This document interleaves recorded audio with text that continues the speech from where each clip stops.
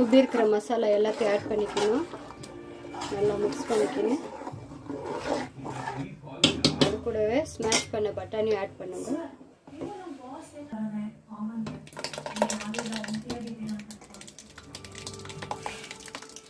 Smash பண்ண பட்டாணி உருளைக்கிழங்கு ஆட் பண்ணிவிட்டு அப்படியே தேவையான அளவு தண்ணி ஊற்றி தண்ணி எவ்வளோ தேவையோ அவ்வளோ ஊற்றிக்கணும்.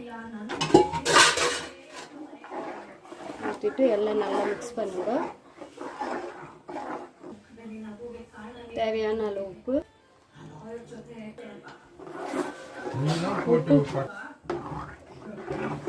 இதெல்லாம் நல்லா மிக்ஸ் பண்ணி விடுங்க. கொதி வரட்டும். மசாலா ரெடி ஆயிடுது.